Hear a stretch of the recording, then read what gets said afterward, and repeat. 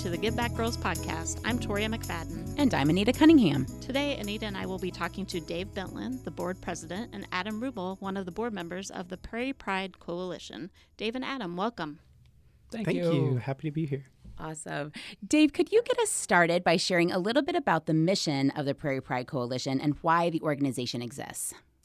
Well, a little bit of history about the organization. We were established in 1995, which was a very different climate than it is today. Back in 1995, there were no legal protections against being fired on the job because of your sexual orientation, and that is one of the reasons that we were formed.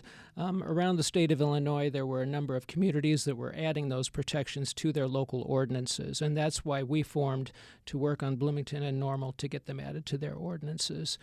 And since that time, we've sort of grown out of just a strictly advocacy organization into a community organization, trying to fill the needs of all of our community members. You speak about the mission. I think we have several pillars of our mission, and those include advocacy, equity, community, awareness, pride, empathy, and most importantly, visibility. So in the course of 31 plus years, we've kind of grown into an organization that tries to meet all of the needs of the LGBTQ plus community, and it's a never-ending job, but we are happy to do it, and we're ever growing. That's awesome. Also, 31 years, yeah, that doesn't seem quite thinking. Right. I don't think 1995 was that long ago. I was 4 years old. Me too. I'll go with that. So we know Prairie Pride Coalition offers resources and support for LGBTQ plus community. That's a mouthful. Can you share some examples of resources or support that are currently available or that you've helped make available in the past? Sure. Maybe Adam and I can tag team on this one. We have a number of programs and a number of groups that get together, all in the effort to make this a more equitable climate for the LGBTQ plus community locally.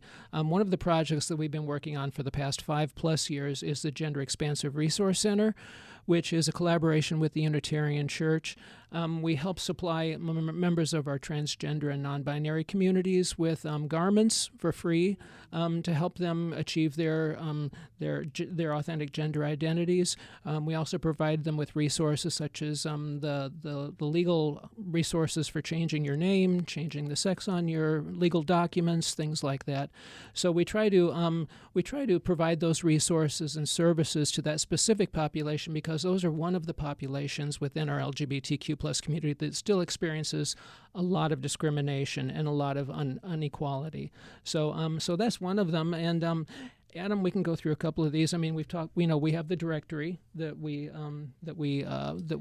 co-sponsor. Sure, I think the directory is really important as well, especially when you're new to a community. You're trying to figure out where do you want to go, that you're welcome, and that folks are excited to work with you or excited to have you patronize their shop or their organization. So I think that's really important. But there's a few others that we... Sure. Yeah. We have a number of community groups that we sponsor, and these are both social and support groups. We have art classes. We have a gamers night at Red Raccoon Games every month. We have a book club. We have a special support group for LGBTQ people who intersect with disability. So what we're trying to do with those groups is to reach out in our community and to meet the needs in our community. And that all kind of goes back to creating a sense of community. I think a lot of people who came to Bloomington Normal over the years oftentimes came here as students or as faculty members, and this was going to be a stop along the way, and many of us have decided to make this our home. And so we try hard to make this a community that is welcoming and inclusive and safe for all of the people in our LGBTQ plus community. But we also still do some advocacy on the state level mostly. We work with Equality Illinois, which is our statewide partner organization, and there are several bills that we go down to Springfield to lobby in favor of. Those bills are important to help protect our rights because there are so many states around us that are taking away rights from our LGBTQ plus community. And we're pretty lucky that we have an administration in Springfield that's very supportive of the LGBTQ plus community, and they're willing to push through legislation that ensures our equality and our safety in this state. Yeah. Absolutely. But Dave, maybe correct me if I'm wrong here, but just because we have a current administration that's very supportive, we can't rest. Very Is that true. correct? That's very true. I mean, that's the one thing, it was back in 2015 when the Supreme Court ruled that marriage equality was the law of the land. And a lot of us took a big sigh of relief. And then the next year, almost exactly 1 year later, we had the Pulse nightclub shootings in Orlando.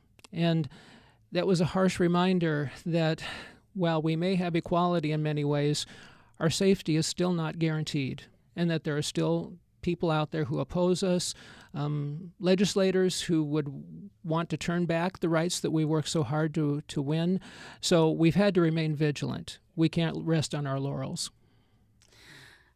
You started mentioning a little bit about some of your events and about how important community is to the LGBTQ plus community itself. So I want to talk a little bit more about some of these events because, man, I poked around on that calendar and you guys have a lot of stuff going on.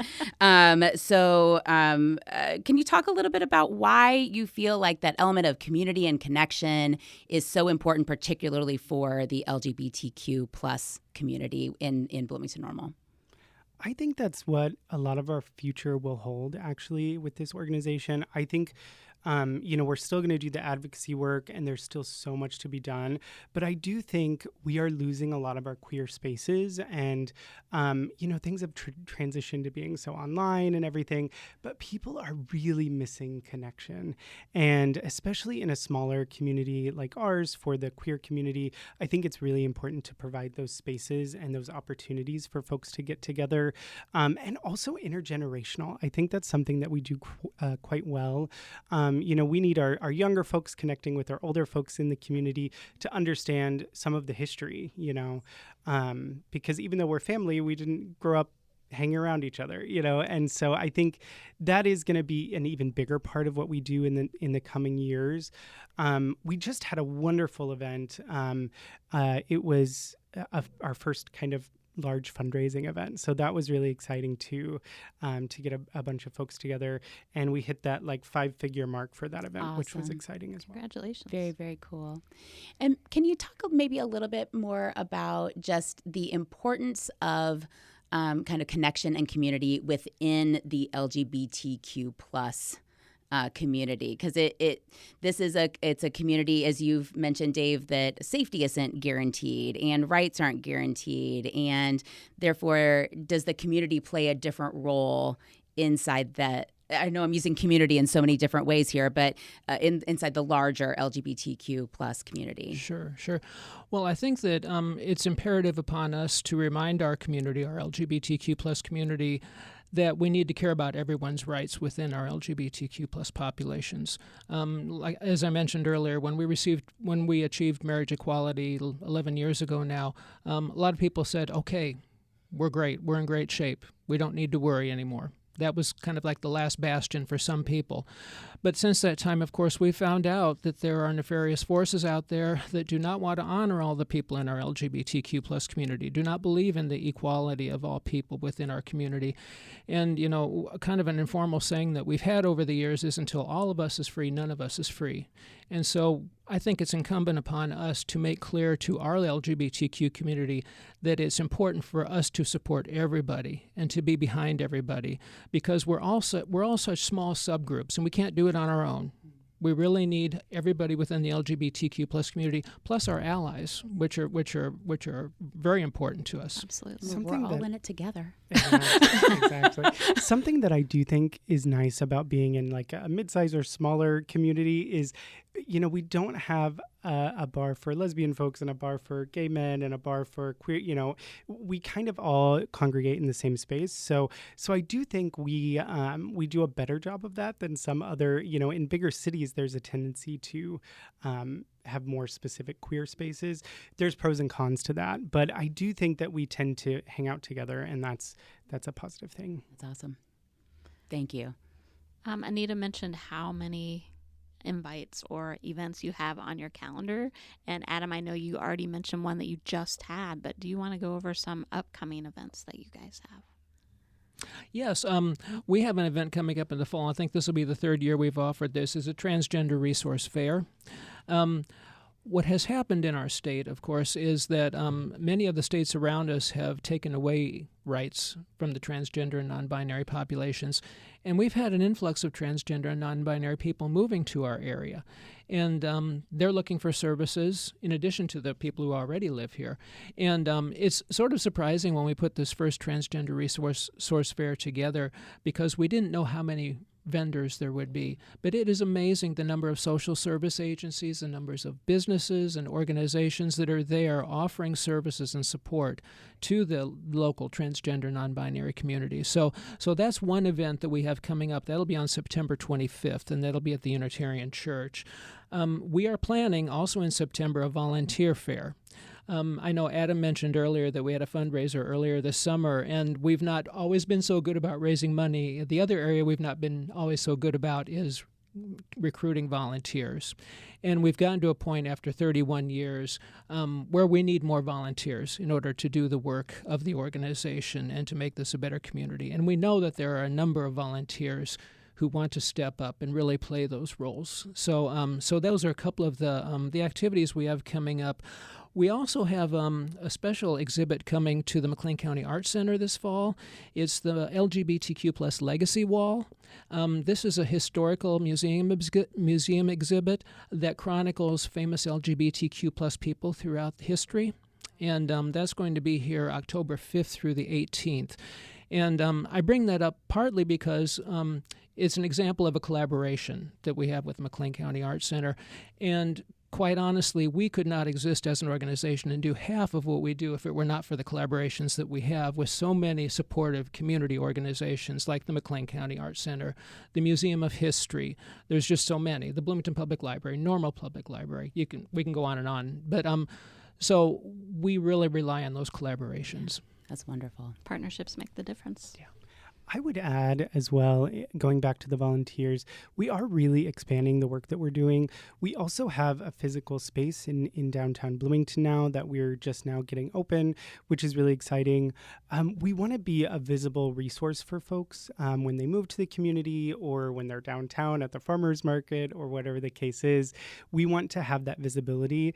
You know, if you've got a kid that lives a few blocks away, just seeing a pride flag and a little information and knowing that they're not alone, I think is really powerful.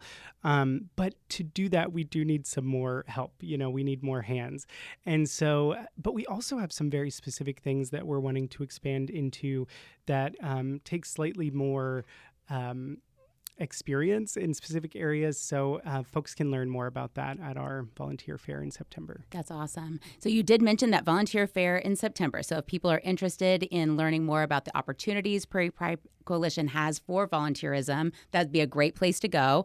I know you also have a very robust website, and there's a lot of great volunteer opportunities on the website and a lot of ways to give back to Prairie Pride on the website. Yes. If people are interested in learning more about the volunteer opportunities we currently have, there's a section on our website called Get Involved. It's one of the pull-down menus across the top of the homepage, and that goes to the volunteer page, and that gives them a chance to view what volunteer opportunities are coming up, and also a chance to get more involved and, send us an email saying, hey, I'm really interested in doing. And we also take suggestions. I mean, there are people in our community that have great ideas about things we should be doing. And luckily, they also want to be involved and help making it happen, which is very important. That's the best part. Yeah. So we need volunteers not just to staff tables or run groups or things like that. We need them to bring fresh ideas to us. Great. To make sure that we're serving the community as best we can. Awesome. And you mentioned your fundraiser already. Do you have any other ways that you fundraise beside the fundraiser that you mentioned, Adam? Sure. So we do have some sponsorships that we work with different folks on, different businesses on in the community. There are several different levels that folks can support us at. We do have several grants. We've been pretty successful with grants, and Dave can talk about that a little bit. But in terms of the fundraising side, I'm a professional fundraiser. That's kind of why I think Dave wanted me to come onto the board and give some of my experience in that way. And, it's a small and it's a volunteer organization, but we're really expanding our work. So I think this is a great place for folks to give. The funds go a really long way, and we're starting to put more focus on that just because there is such a need right now. Yeah. And in terms of the grants, we have been very fortunate to get some really, really nice grants that help us do some of the work that we've talked about during this podcast. One of the more recent grants that we got was a $10,000 grant from the John M. Scott Health Trust in Bloomington, and that's going to help us address some healthcare and behavioral health issues within our LGBTQ plus community. So we have one of our board members who's sort of spearheading all of those efforts for that grant. We also get a yearly grant from Equality Illinois. And I have to take my hat off to Equality Illinois because they believe that Equality Illinois means the entire state and not just Chicago. And so they invest in downstate groups like ours Awesome. and help us do the work that we do. So we've been very fortunate to have some really nice grants to help keep us going. And for our listeners, all the links that Dave and Adam have been talking about will be on our show notes. All right, Dave, Adam, this is our favorite question to ask our guests. So both of you can answer, or if there's one shared experience, that's fine too. But do you have a story or an experience that you wouldn't mind sharing, obviously keeping anything confidential as needed, but a story or experience with Prairie Pride Coalition that has been really meaningful for you? I would say that the work that we do with our LGBTQ youth in general has been very rewarding to me and has meant a lot to me. I mean, we've all gone through our stages in life when we were young, and I'm older than everybody in this room, I believe, in the studio. But I remember a time, for instance, when there were no library books on the shelves that reflected me as a person, that reflected my sexual orientation. And today, we're very lucky in that we're in a position where we can supply educators in our local public schools with books to keep in their classroom libraries so that the students that are coming through the schools today can look at those books and they can see that they're not isolated, that they're not alone, that they're being reflected on those shelves of those libraries. So I think that, and also the Pride of the Prairie scholarship that we give out to our LGBTQ youth as well, very meaningful to me. I mean, they are so grateful, and we have records of them going on to do great things, so that's very rewarding to me and meaningful and helping build our future leaders. Very cool.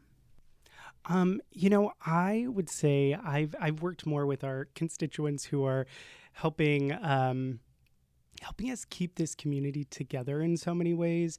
And so it's been really interesting to be involved with Prairie Pride Coalition. I lived in Australia for a little while and worked at a university, but I volunteered with an LGBT nonprofit there. And I really do think we're doing a lot more, even though they were in a massive city and they had so much more funding. We are doing stuff on a larger scale and more broadly. And so it's been really interesting to hear from a lot of different folks about how, some of our events are the first time that they've connected with other queer folks ever, or in many, many years for a lot of folks. So that's been my experience. And I'm really passionate about, keeping our community together. So really cool. And just the impact you're having on everyone. Is there anything else either one of you would like to share with us today? Well, I know that this will air after the fact, but one of the biggest events that we are a part of in the community is the Bloomington Normal Pride Fest, which is going to be on July 25th. That is a Pride Fest that has grown in the last 7 years. I think last year there were 13,000 plus people that attended. And again, that's all part of that bringing our community together and giving them the opportunity to connect and to see what resources are available, to see what support is available in the community. And that's probably one of those rewarding activities that I look back on too as well. Very cool. And annually for next year, that's every July, correct? Yes, every July, the last Saturday in July. Okay. Yeah, we've got that one. Prime our listeners for that. That's right. Yes, very good, very good. Bigger and better than ever. That's right. I think that about wraps us up for today. Dave and Adam, thank you so much for joining us on the podcast, and appreciate everything we've learned. And thank you so much for our listeners. As a reminder, new episodes drop on the second Sunday of each month, so be sure to find us wherever you listen to podcasts. And before we sign off, as always, thank you to the Illinois State University School of Communication for studio use, technical production, and editing services. And as always, go out, do some good, and give back.